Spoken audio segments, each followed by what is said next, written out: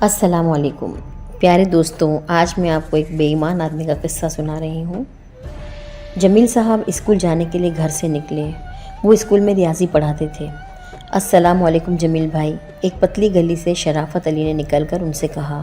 وہ رک گئے اور مسکرا کر اس کی طرف دیکھتے ہوئے بولے، ارے شرافت علی، کیسے ہو بھائی؟ بالکل ٹھیک ہوں جمیل بھائی، انہوں نے جواب دیا۔ آپ کیسے ہیں؟ میں بھی بالکل ٹھیک ہوں۔ آج کل کیا ہو رہا ہے؟ مارکیٹ میں ایک دکان لی ہے، اس نے جواب دیا۔ اچھا، کیا کر رہے ہو وہاں؟ جنرل اسٹور کھولوں گا۔ بہت خوب، کیا کام شروع کر دیا؟ جی کل سے باقاعدہ شروع ہو جائے گا۔ اچھی بات ہے، اللہ تمہیں کامیاب کرے۔ آپ کسی وقت آنا وہاں۔ ہاں بھائی ضرور آؤں گا، تم ایڈریس دو۔ اس نے ایڈریس بتا دیا اور جمیل بھائی بولے، اچھا شرافت بھائی مجھے اجازت دو، مجھے وقت پر اسکول پہنچنا ہے۔ جی بہتر۔ ان دونوں نے ایک دوسرے کو سلام کیا اور چل پڑے۔ اگلے روز شرافت علی نے اپنی دکان پوری طرح سجا لی۔ کیونکہ یہ دکان مارکیٹ کے اندر تھی، اس لیے فوراً ہی وہاں گاہک آنا شروع ہو گئے۔ تقریباً 6 ماہ کے اندر شرافت علی نے بہت ترقی کر لی۔ اتفاق سے اس کی ملاقات پھر جمیل صاحب سے ہو گئی، تو وہ بولے، ارے شرافت علی بھائی کیسا چل رہا ہے تمہارا جنرل اسٹور؟ بہت زبردست، اس نے جواب دیا۔ اچھی بات ہے، اس کا مطلب ہے تم خوب محنت کر رہے ہو۔ جی ہاں، بس اسی طرح محنت کرتے رہنا، ایک روز بہت بڑے آدمی بن جاؤ گے۔ اس لیے کہ محنت کرنے والا اللہ کو بہت پسند ہے۔ اسی لیے ہمارے پیارے نبی صلی اللہ علیہ وآلہ وسلم نے فرمایا، محنتی خدا کا دوست ہے۔ اور جو کوئی کسی کا دوست بن جاتا ہے تو وہ پھر اپنے دوست کا خیال ضرور رکھتا ہے۔ اگر کوئی اللہ کا دوست بن جائے تو اللہ تعالیٰ بھی اس کا خیال رکھیں گے۔ جی درست فرمایا آپ نے، وہ بولا۔ انہی دنوں مارکیٹ میں آگ لگ گئی۔ سب لوگوں کی دکانیں محفوظ رہیں، لیکن شرافت علی کی دکان جل گئی۔ اس کا سارا سامان خاکستر ہو گیا۔ وہ اس بات سے بڑا پریشان تھا کہ آخر اس کے ساتھ ہی ایسا کیوں ہوا۔ یار ہمیں افسوس ہے کہ تمہاری دکان جل گئی، اس کی برابر والی دکان کے مالک نے اس سے کہا۔ ہاں سلطان بھائی، بات تو بڑے افسوس کی ہے، وہ بولا، لیکن ایک بات پر مجھے حیرت ہے۔ کس بات پر؟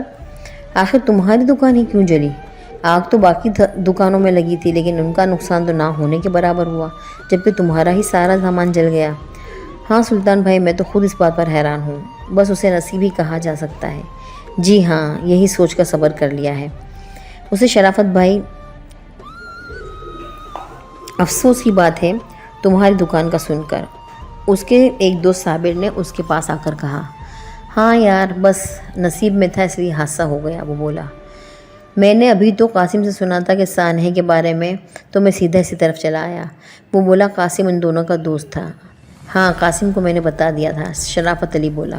بہرحال اب صبر کرو، صابر نے تسلی دی۔ ہاں یار، وہ اداسی سے بولا، اب صبر کرنے کے لیے اور کیا کر سکتے ہیں۔ کتنے کا نقصان ہوا؟ کم سے کم 5 لاکھ کا۔ اوہ یہ تو کافی بڑا نقصان ہے۔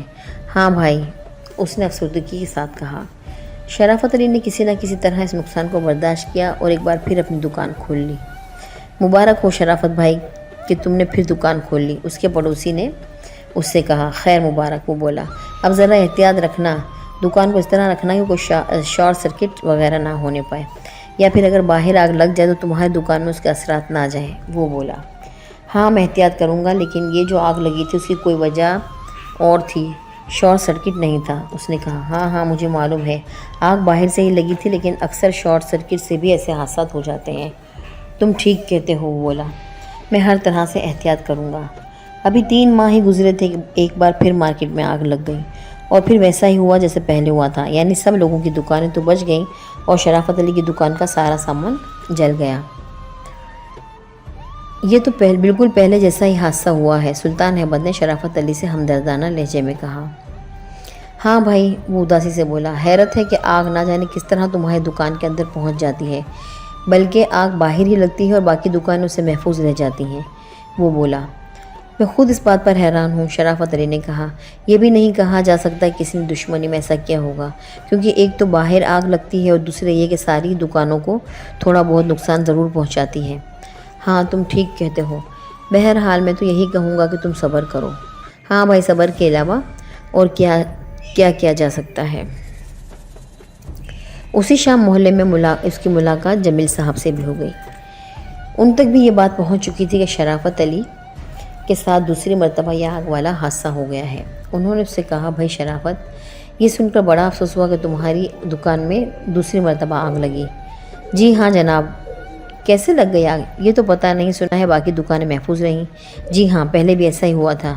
جی ہاں، میں حیران ہوں کہ تمہارے ساتھ ہی ایسا کیوں ہوتا ہے۔ ایک بات کہوں؟ جی ضرور کہیں۔ کہیں کوئی گڑبڑ ہے؟ جی، اس نے حیرت سے اس کی طرف دیکھا۔ کیسی گڑبڑ؟ انہوں نے ایک لمبا سانس کھینچتے ہوئے بولا اور ذرا سوچا۔ شرافت علی، اگر تم برا نہ مانو تو میں کچھ کہوں؟ جی فرمائیے۔ سوچ لو، برا تو نہیں مانو گے؟ ارے نہیں جمیل بھائی، میں تو آپ کو بڑا بھائی سمجھتا ہوں۔ آپ خود سوچ لیں کہ ایک چھوٹا بھائی بڑے بھائی کی باتوں کا برا کیسے مان سکتا ہے؟ تو پھر سنو، وہ بولے۔ یہ بتاؤ کہ تم جو یہ کاروبار کر رہے ہو اسے تم پوری ایمانداری کے ساتھ چلا رہے ہو؟ جی، کیا مطلب؟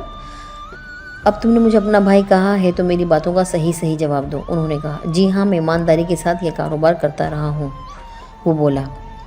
اچھا، انہوں نے گہرا سانس لیا، پھر بڑبڑائے۔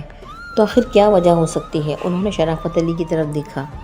اچھا، تو پھر تم اپنے حق میں دعا کرواؤ اور خود بھی اللہ سے دعا کرو کہ آئندہ تمہارے کاروبار میں برکت دے۔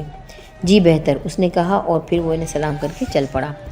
اگلے روز جمیل صاحب گھر کے سامنے پہنچ گیا اور دروازے پر وہ دستک دی۔ ذرا دیر بعد جمیل صاحب باہر آ گئے۔ السلام علیکم۔ شرافت علی نے انہیں سلام کیا۔ وعلیکم السلام، انہوں نے جواب دیا۔ آپ سے کچھ کہنے آیا ہوں بھائی۔ ہاں کہو۔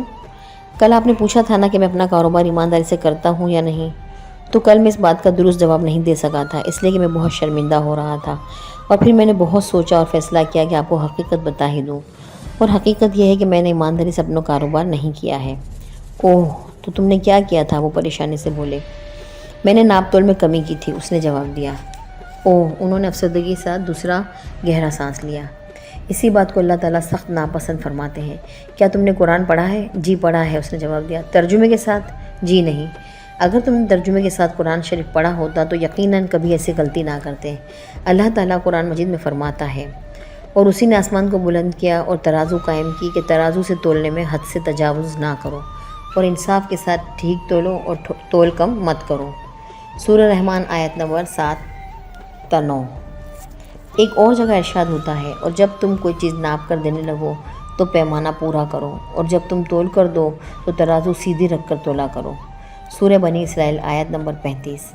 ان آیت کی روشنی میں تم اندازہ کر سکتے ہو کہ تم نے اللہ کا ناپسندیدہ کام کیا ہے۔ جی ہاں، اس نے شرمندگی سے جواب دیا۔ تو بس پھر آئندہ احتیاط سے کاروبار کرنا۔ جی ضرور، لیکن اب تو میرے پاس سرمایہ ہی ختم ہو گیا ہے، اب تو کوئی چھوٹا موٹا کاروبار ہی کروں گا۔ ایمانداری سے کرو گے تو اللہ اسی میں برکت دے گا۔ جی بہتر، اس نے کہا، اور پھر اس نے ایک چھوٹا سا کاروبار ایمانداری کے ساتھ شروع کیا، اور پھر دیکھتے ہی دیکھتے وہ کاروبار اتنا ترقی کر گیا کہ شرافت علی کا پرانا نقصان بھی پورا ہو گیا۔ اب اس نے فیصلہ کر لیا تھا کہ کبھی بھی کسی صورت کوئی بے ایمانی نہیں کرے گا۔ یہ کہانی ہمیں یہ سبق دیتی ہے کہ ناپ تول میں کمی کرنے والے کو اللہ تعالیٰ پسند نہیں کرتا۔ ہمیں احتیاط اور انصاف کے ساتھ ناپ تول میں کمی بیشی نہیں کرنی چاہیے۔